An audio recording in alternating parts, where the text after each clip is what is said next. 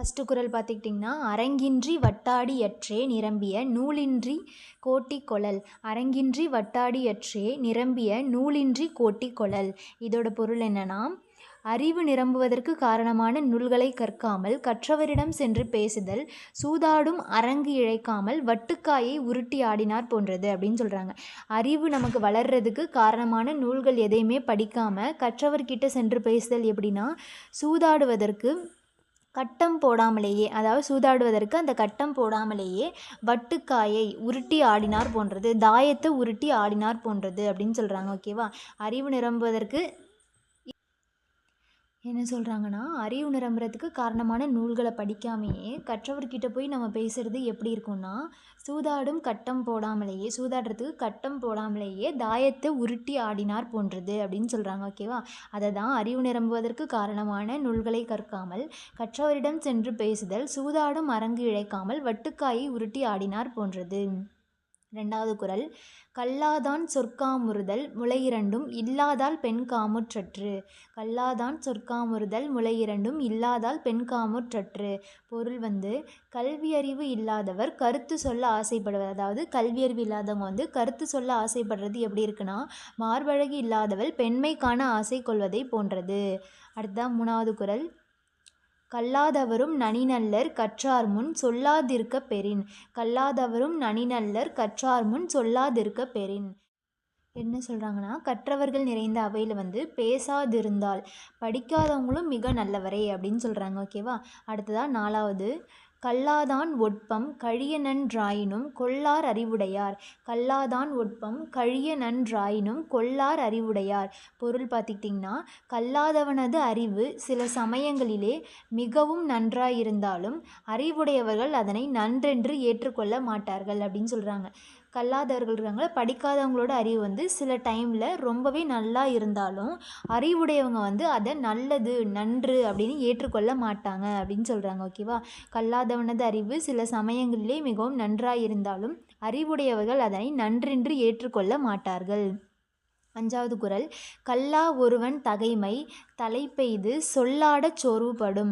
கல்லா ஒருவன் தகைமை தலைப்பெய்து சொல்லாடச் சோர்வுபடும். பொருள் பார்த்திங்கன்னா, கல்லாத ஒருவன் தன்னையும் கற்றார் போல மதித்து கொண்டு சொல்லாடினால் அவனுக்கு இயல்பாக உள்ள மதிப்பும் கெட்டு போய்விடும் அப்படின்னு சொல்கிறாங்க.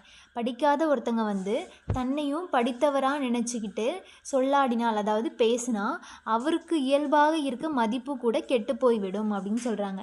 கல்லாத ஒருவன் தன்னையும் கற்றார் போல மதித்து கொண்டு சொல்லாடினால் அவனுக்கு இயல்பாக உள்ள மதிப்பும் கெட்டு போய்விடும். 6வது குறள், உளரென்னும் மாத்திரையர் அல்லால் பயவா களரணையர் கல்லாதவர். உளரென்னும் மாத்திரையர் அல்லால் பயவா களரணையர் கல்லாதவர்.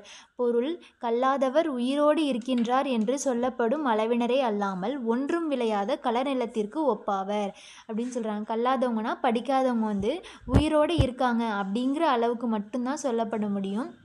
அது இல்லாமல் ஒன்றும் விளையாத களநிலத்திற்கு ஒப்பாவர் அப்படின்னு சொல்கிறாங்க. கல்லாதவங்க உயிரோடு இருக்காங்க அப்படின்னு சொல்லப்படுற அளவினர் தான், அது அல்லாமல் ஒன்றும் விளையாத களநிலத்திற்கு ஒப்பாவர். 7வது குறள், நுண்மான் நுழைப்புலம் இல்லான் எழில்நலம் மண்மான் புனைப்பாவை அற்று. நுண்மான் நுழைப்புலம் இல்லான் எழில்நலம் மண்மான் புனைப்பாவை அற்று. இதோட பொருள் என்னன்னு பார்த்தீங்கன்னா, நுட்பமானதாய் மாட்சியுடையதாய் ஆராய வல்லவான அறிவு இல்லாதவனுடைய எழுச்சியான அழகு மண்ணால் சிறப்பாக புனையப்பட்ட பாவை போன்றது அப்படின்னு சொல்கிறாங்க. நுட்பமானதாய் சிறப்புடையதாய் ஆராய வல்லவான அறிவு இல்லாதவனோட எழுச்சியான அழகு எப்படின்னா, மண்ணால் சிறப்பாக செய்யப்பட்ட பாவையை போன்றது அப்படின்னு சொல்கிறாங்க. ஓகேவா? அடுத்ததாக 8வது குறள், நல்லார்கண் பட்ட வறுமையின் இன்னாதே நல்லார்கண் பட்ட வறுமையின் இன்னாதே கல்லார்கண் பட்ட திரு. பொருள் பார்த்திங்கன்னா, கல்லாதவனிடம் சேர்ந்துள்ள செல்வமானது கற்றறிந்த நல்லவரிடம் உள்ள வறுமையை விட மிக துன்பம் செய்வதாகும் அப்படின்னு சொல்கிறாங்க. படிக்காதவங்க கிட்ட சேர்ந்திருக்க செல்வமானது கற்றறிந்த நல்லவர் இருக்காங்களா, அதாவது படித்த நல்லவங்க கிட்ட இருக்க வறுமையை விட மிகுந்த கேடு, அதாவது துன்பம் செய்வதாகும் அப்படின்னு சொல்கிறாங்க. அதை தான் கல்லாதவனிடம் சேர்ந்துள்ள செல்வமானது கற்றறிந்த நல்லவரிடம் உள்ள வறுமையை விட மிக துன்பம் செய்வதாகும். 9வது குறள் மேற்பிறந்தாராயினும் கல்லாதார் கீழ்ப்பிறந்தும் கற்றார் அனைத்திலர் பாடு. மேல் பிறந்தாராயினும் கல்லாதார் கீழ்ப்பிறந்தும் கற்றார் அனைத்திலர் பாடு.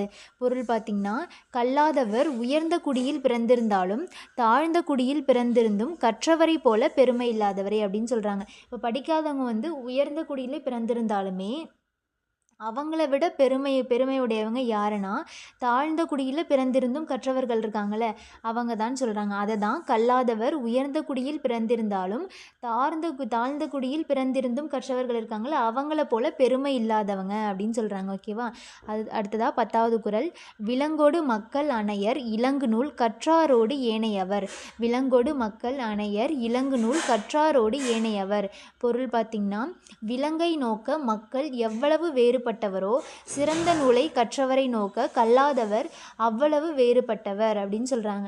இப்போ விலங்குக்கும் மக்களுக்கும் எவ்வளவு வேறுபாடு இருக்கோ அதை எப்படி பார்க்குறோமோ அந்த மாதிரி சிறந்த நூலை கற்றவர்கள் இருக்காங்கள்ல அவங்களையும் கல்லாதவர்களையும் வேறுபடுத்தி காட்டுறாங்க. அதுதான் விலங்கை நோக்க மக்கள் எவ்வளவு வேறுபட்டவரோ சிறந்த நூலை கற்றவரை நோக்க கல்லாதவர் அந்த அளவுக்கு வேறுபட்டவங்க அப்படின்னு சொல்கிறாங்க. ஓகேவா? இன்றைக்கி நம்ம கல்லாமையில் இருக்க 10 குறளையுமே பொருளோட பார்த்தோம். இன்னொரு டைம் குறளை மட்டும் பார்த்துடலாம். அரங்கின்றி வட்டாடியற்றே நிரம்பிய நூலின்றி கோட்டி கொளல். அரங்கின்றி வட்டாடியற்றே நிரம்பிய நூலின்றி கோட்டி கொளல். 2வது குறள் கல்லாதான் சொற்காமுறுதல் முளையிருண்டும் இல்லாதால் பெண்காம் முற்றற்று. 3வது குறள் கல்லாதவரும் நனிநல்லர் கற்றார் முன் சொல்லாதிருக்க பெறின்.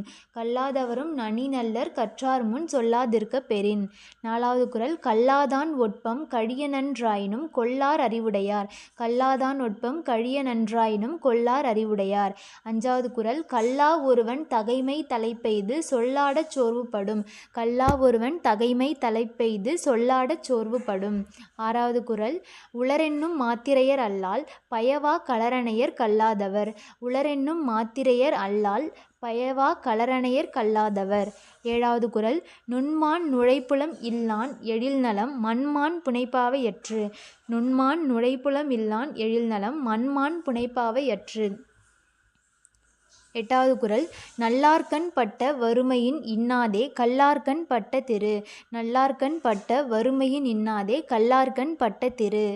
9வது குறள் மேற்பிறந்தாராயினும் கல்லாதார் கீழ்ப்பிறந்தும் கற்றார் அனைத்திலர் பாடு. மேற்பிறந்தாராயினும் கல்லாதார் கீழ்ப்பிறந்தும் கற்றார் அனைத்திலர் பாடு. 10வது குறள் விலங்கோடு மக்கள் அணையர் இலங்கு நூல் கற்றாரோடு ஏனையவர். விலங்கோடு மக்கள் அணையர் இலங்கு நூல் கற்றாரோடு ஏனையவர். இன்றைக்கி நம்ம கல்லாமை அதிகாரத்தில் இருக்க 10 குறளையுமே முழு விளக்கத்தோடு பார்த்துட்டோம். நாளைக்கு நம்ம என்ன அதிகாரம் பார்க்க போகிறோன்னா புறங்கூறாமை. அந்த அதிகாரம் தான் நம்ம நாளைக்கு பார்க்க போகிறோம். இன்றைக்கி நம்ம கல்லாமை அதிகாரத்தோடு சேர்த்து நம்ம மொத்தம் 15 அதிகாரங்கள் கம்ப்ளீட் பண்ணிட்டோம். நாளைக்கு 16வது அதிகாரமாக நம்ம புறங்கூறாமை பார்க்கலாம். ஓகேவா? தேங்க்யூ.